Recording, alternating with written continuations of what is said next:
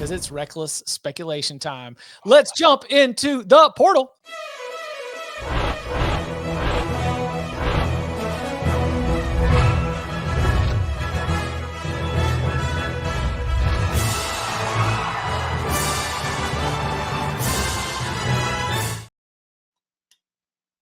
USC quarterback Miller Moss reportedly plans to enter the portal. Mm-hmm. Got Liberty quarterback Kaidon Salter. Mm-hmm.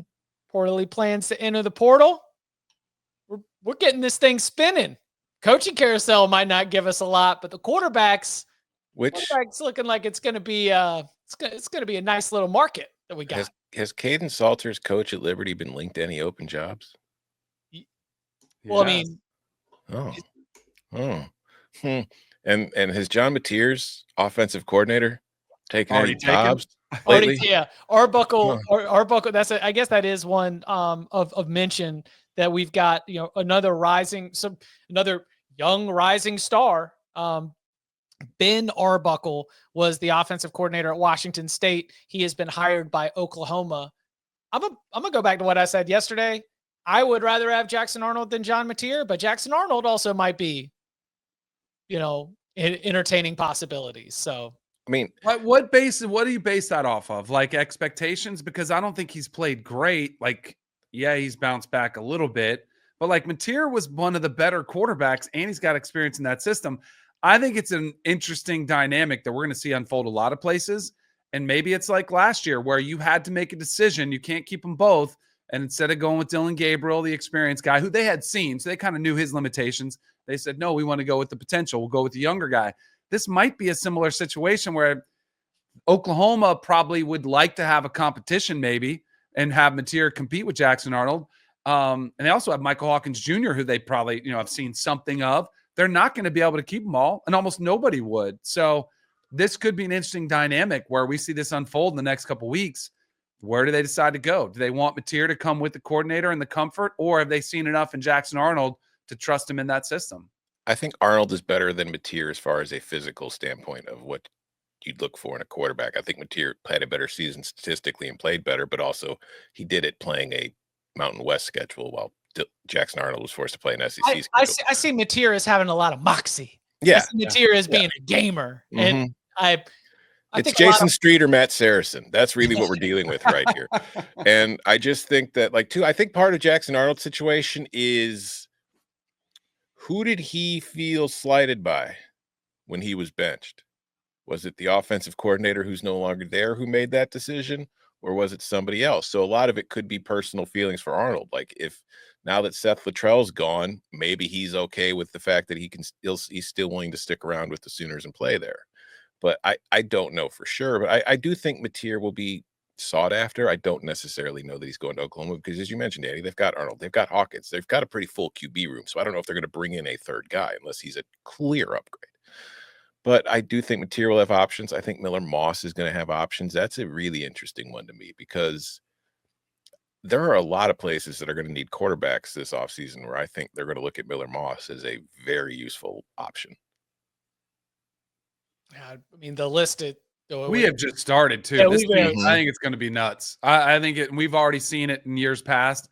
I think this year, players are wising up and don't feel bad because you're allowed to do it. You're going to see a lot of names hit the portal and maybe even test the waters and see what's out there. And maybe they stay, maybe they go. But you're a free agent every year, so why wouldn't you test the waters and wait till see how many people go after Lenora Sellers? That maybe have deeper pockets than South Carolina does, and yet they can't afford to lose them. There are going to be a lot of names like that. Jalen Milroe, we talked about him. Like, is there a market for Jalen Milroe if he doesn't turn pro? There are going to be some attractive, wild bidding wars that are going to take place. Is there a market for Quinn Ewers if he doesn't turn pro? Yep.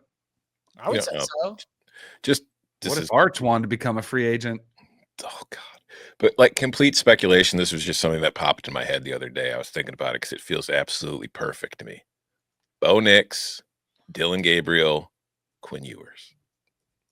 If he leaves Texas, ends up as the next Oregon quarterback. Putting it out there amazing. Right now. Mm-hmm. Quinn Ewers would be a great Oregon quarterback. Mm-hmm. Yeah. As we're talking about the man before we're about to break down his SEC championship. So Kaidon Salter, if you're an Auburn fan, are you looking at Kaidon Salter as maybe being the answer at quarterback? I think he's got to be an option. Right? I do think like Kaidon Salter to me is somewhat limited. Like he's a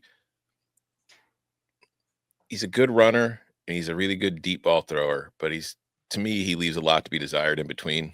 But we've seen Hugh have success with it. We've seen a lot of SEC teams have success with that profile of a quarterback. So I think it makes sense. But I also think if I'm Auburn, I'm not going all out for him. I would still look at the other options available. Because I don't think that I don't think that there is outside of Bryce Underwood, I don't think and we've got National Signing Day tomorrow. Hey, I don't think there's a true freshman quarterback that is going to be a savior for a high level power conference team. I think that your starter has to come from the portal. Yeah. Yeah. In that position. What about Miller Moss? We mentioned it's just the long list of somebody who needs a capable quarterback with good arm talent who can run an offense. I don't know where he'll be next year, but he will have a nice apartment. Yes. I do think you have to surround him with good talent too. I mean, it's becoming more like the way we describe NFL quarterbacks.